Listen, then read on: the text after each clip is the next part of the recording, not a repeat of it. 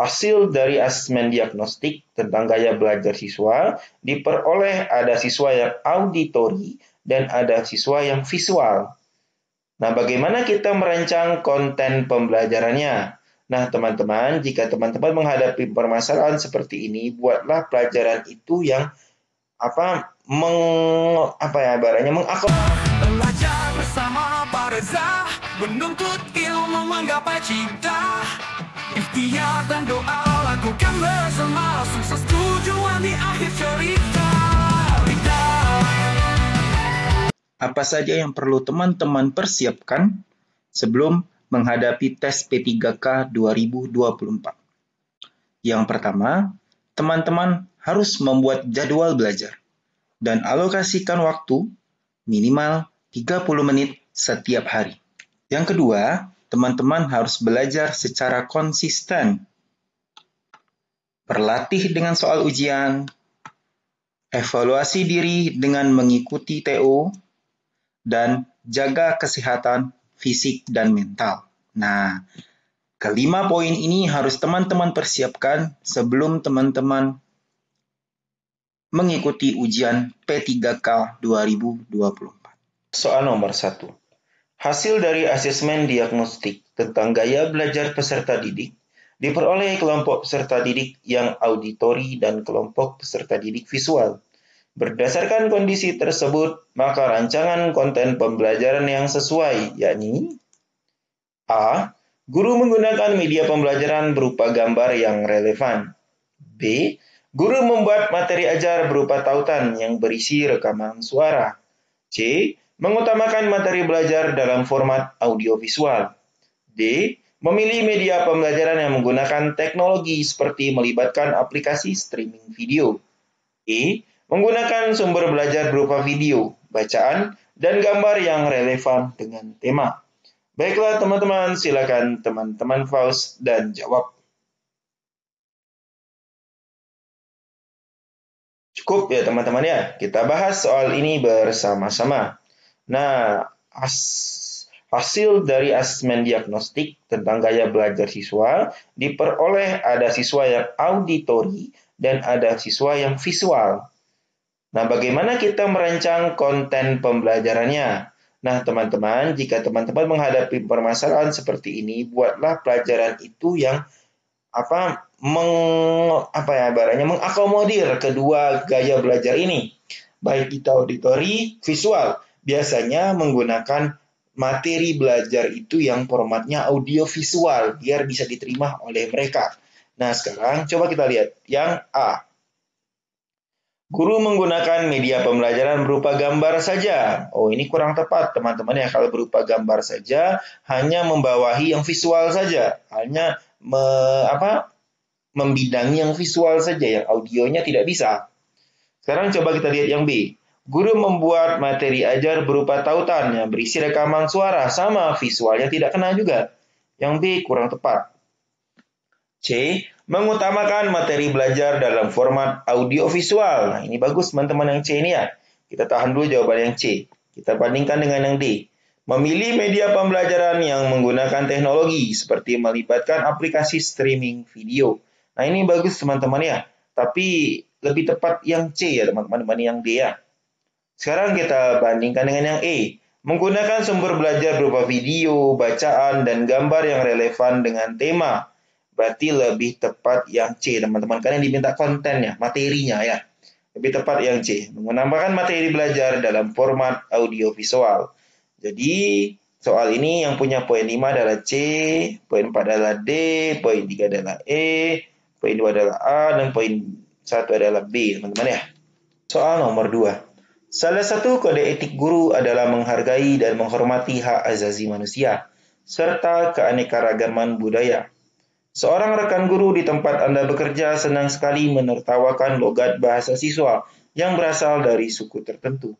Sebagai rekan sejawat yang memahami prinsip etika guru Indonesia, yang bisa Anda lakukan adalah A. Melaporkan sikap tidak etis tersebut kepada kepala sekolah agar dibahas di rapat guru. B. Menegur secara personal dan mengajak rekan guru tersebut untuk kembali kepada kode etik guru Indonesia. C. Membalas menirukan logat rekan tersebut agar dia tahu bahwa hal tersebut tidak menyenangkan. D. Membiarkan sikap rekan guru tersebut karena bukan urusan kita. E. Menegur rekan guru tersebut dengan kasar agar jera dan tidak mengulangi hal tersebut. Baiklah teman-teman, silakan teman-teman pause dan jawab. Cukup ya teman-teman ya, kita bahas soal ini bersama-sama.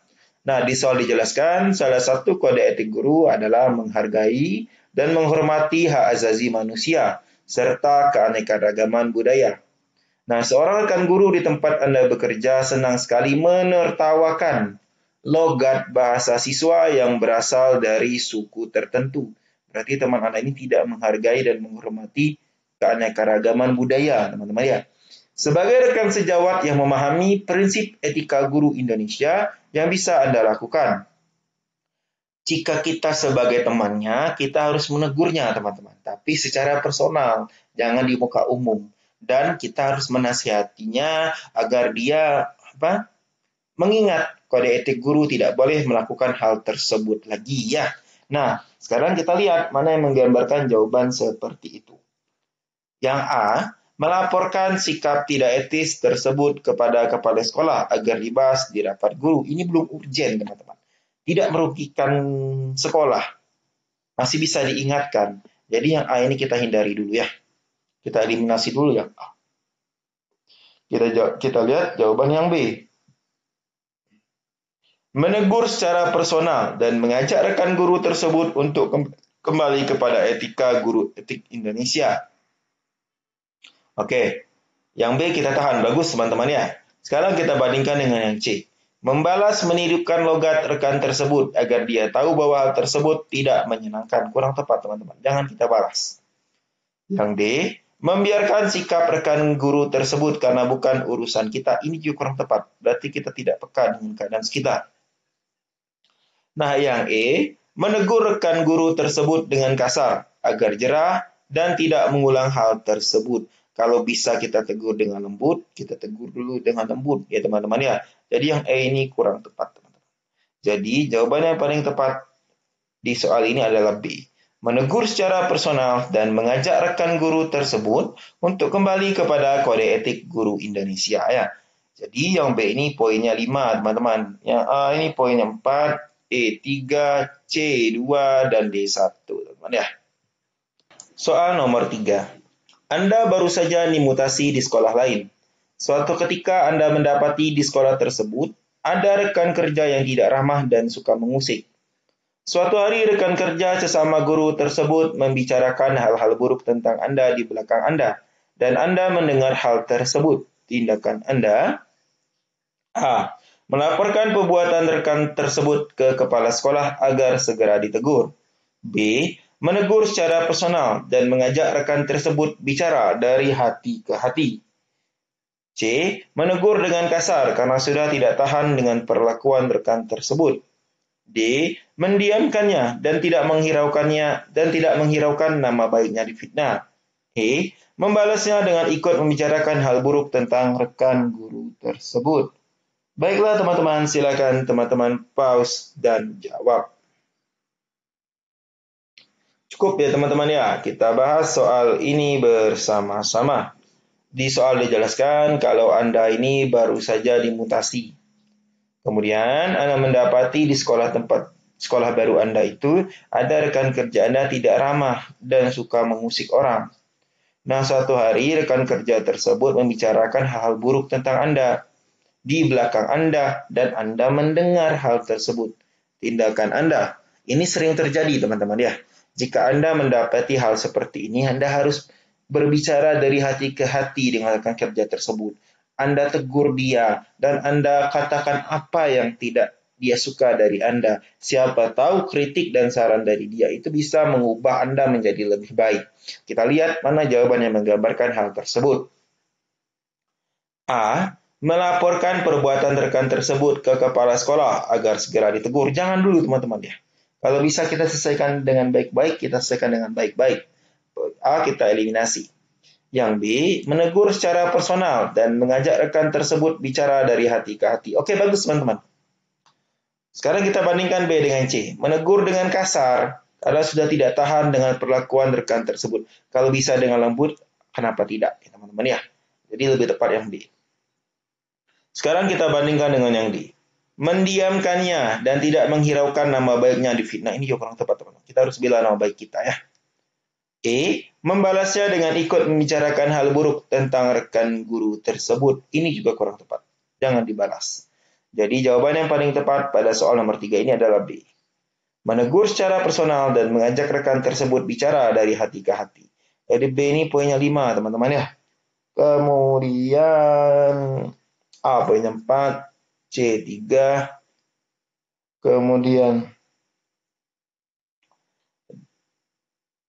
D 2 dan E 1. Soal nomor 4. Di kelas Anda terdapat seorang siswa berkebutuhan khusus. Siswa tersebut memiliki masalah kesehatan yang membuatnya sering tidak masuk sekolah. Tindakan Anda: A. Memberikan tugas-tugas yang lebih ringan kepada siswa tersebut. B. Menyediakan materi pelajaran tambahan untuk siswa tersebut. C. Berkomunikasi dengan orang tua siswa tersebut untuk mencari solusi bersama. D. Melanjutkan pelajaran seperti biasa tanpa memperhatikan absensi siswa tersebut. E. Memberi keringanan kepada siswa tersebut karena alasan kesehatan. Baiklah teman-teman, silakan teman-teman pause dan jawab. Cukup ya teman-teman ya, kita bahas soal ini bersama-sama. Nah, di soal dijelaskan kalau di kelas Anda ada siswa berkebutuhan khusus ya. Nah, siswa tersebut punya masalah kesehatan yang membuatnya sering tidak masuk sekolah. Ini jadi masalah ya teman-teman ya. Tindakan Anda. Ya, kita cari tindakan yang paling positif dan tindakan itu paling tepat solusinya. Nah, sekarang coba kita lihat jawaban yang A. A. Memberikan tugas-tugas yang lebih ringan kepada siswa tersebut. Oke, kita tahan dulu jawaban yang A ya teman-teman ya. Kita bandingkan dengan jawaban yang B. Menyediakan materi pelajaran tambahan untuk siswa tersebut. Dibanding yang A, lebih tepat yang B ya teman-teman ya. Jika kita berikan yang A, nanti ada kecemburuan dari teman-temannya yang lain. Kenapa? Dia dikasih tugas yang lebih ringan. Jadi yang A kurang tepat. Kita tahan jawaban yang B. Kita bandingkan dengan yang C. Berkomunikasi dengan orang tua siswa untuk mencari solusi bersama. Dibanding yang B, lebih tepat yang C, teman-teman. Lebih solutif. Kita komunikasi dengan orang tuanya. Siapa tahu nanti ada solusi yang bisa didapatkan agar anak tersebut bisa mengikuti pelajaran dengan baik walaupun ada masalah dengan kesehatannya. Yang C tepat, teman-teman ya. Kita bandingkan dengan yang D. Melanjutkan pelajaran seperti biasa tanpa memperhatikan absensi siswa tersebut. Tidak boleh seperti ini, teman-teman ya. Berarti kita tidak memperhatikan murid kita, memperhatikan siswa kita. Yang D menjadi kurang tepat. C kita bandingkan dengan yang E. Memberikan keringanan kepada siswa tersebut karena alasan kesehatan. Masih lebih tepat yang C. Ada solusinya, teman-teman. Sedangkan yang E tidak ada solusinya. Nah, jadi nilai terbesar di soal nomor 4 ini ada di C. Berkomunikasi dengan orang tua siswa untuk mencari solusi bersama ya. Dari C ini poinnya 5. E ini poinnya 4. Kemudian B 3, A 2, dan 1 ada di D, teman-teman. Soal nomor 5. Anda adalah seorang guru di suatu sekolah negeri. Sebagian besar siswa Anda menganggap cara mengajar Anda kurang menarik. Tindakan Anda: A. Mengganti mata pelajaran dengan yang lebih menarik. B. Menyediakan hadiah-hadiah kepada siswa yang bisa menunjukkan minat dalam mata pelajaran tersebut. C. Menggunakan metode pengajaran yang lebih interaktif dan menarik. D. Mengabaikan minat siswa dan melanjutkan pelajaran seperti biasa. E. Menggunakan media yang relevan dengan materi yang disampaikan. Nah ya, kita di soal nomor 5 ini menjelaskan kalau Anda adalah seorang guru ya. Nah kemudian sebagian besar, berarti banyak ya teman-teman ya. Siswa Anda menganggap cara mengajar Anda kurang menarik. Kalau berkaitan dengan cara mengajar, ini berarti berkaitan dengan pendekatan, strategi, metode, model pembelajaran, media ya teman-teman ya. Mungkin karena beberapa hal itulah mereka menganggap pembelajaran Anda atau cara mengajar Anda kurang menarik. Tindakan Anda sebagai guru yang ideal, sebagai guru yang profesional, kita harus bisa memperbaikinya, teman-teman. Apa yang diperbaiki? Kita lihat. Yang A, mengganti mata pelajaran dengan yang lebih menarik. Walaupun kita ganti mata pelajarannya apapun, kalau cara mengajar kita yang salah, yang kurang menarik, tetap sama hasilnya, teman-teman ya. Berarti yang A menjadi kurang tepat. Hadiah kepada siswa-siswa yang biasa menunjukkan minat dalam mata pelajaran tersebut. Oke, kita tahan dulu ya teman-teman ya. Kita bandingkan dengan yang C. Menggunakan metode pengajaran yang lebih interaktif dan menarik. Ini solusi yang tepat ya teman-teman ya. Yang B udah masuk ke yang C nih teman-teman ya. Yang ini yang lebih tepat. Yang C kita tahan dulu. Kita bandingkan dengan yang D. Mengabaikan minat siswa dan melanjutkan pelajaran seperti biasa. Ini juga bukan guru yang profesional ya teman-teman ya. Ini jadi salah ya. Kita bandingkan dengan yang E. Menggunakan media yang relevan dengan materi yang disampaikan bagus, tapi lebih tepat yang C. Udah masuk di kategori yang C, yang E ini ya teman-teman ya. Yang E kita eliminasi. Jadi jawaban yang punya nilai tertinggi adalah opsi C teman-teman. Menggunakan metode pengajaran yang lebih interaktif dan menarik ya. Opsi C ini 5, opsi E ini 4, kemudian opsi B ini 3, opsi A 2, dan opsi D nilainya 1.